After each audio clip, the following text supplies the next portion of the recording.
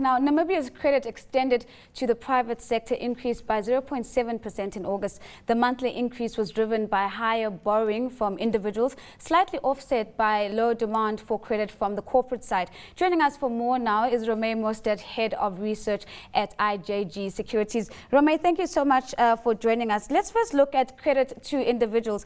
If we look at these figures, we see a month-on-month increase, which is quite modest, of about 1.3%. But when we compare the figures to the credit to individuals almost a year ago, this is quite significant because it's a 14.5% increase.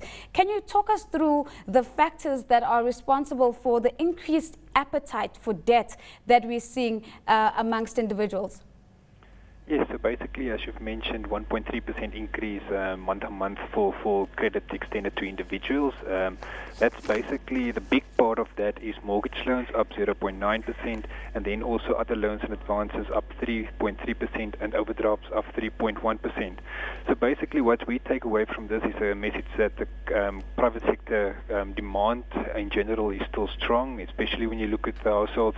And I think this is maybe a good reflection of the tax break starting to have an effect, and then the continuing low interest rate environments that we are operating in.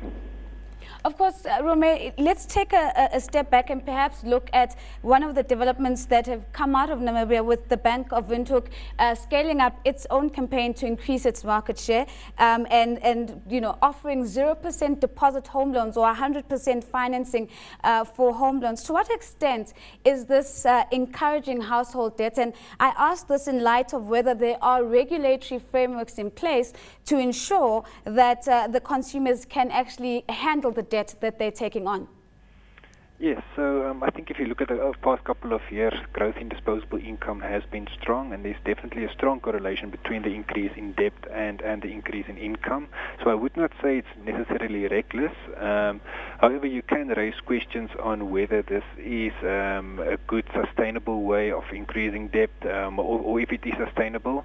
What we've seen up until now is non-performing loans and impairment ratios very actually comparing very favorably against other countries, and then also at extremely good levels. Non-performing loans below the 1% level relative to total advances, and that's for the industry. So I wouldn't say I note any particular risk within that lending criteria.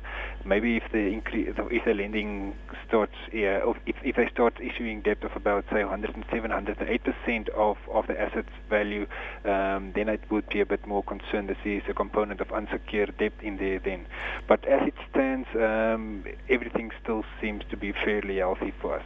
Very quickly before I let you go, of course, you did mention the kicking in of the recent tax breaks, and I'm sure this, coupled with the low interest rates, are very key factors in your forecast for credit extension moving forward. What do you foresee in the last quarter of this year?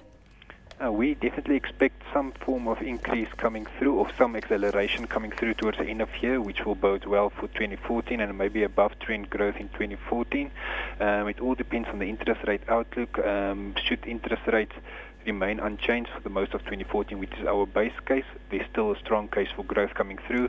If you should see a 2 to 5 percentage points increase over, say, a 12 to 24 month period, then that will definitely see a slowdown in growth, increase in non-performing loans, and be a bit more negative in general.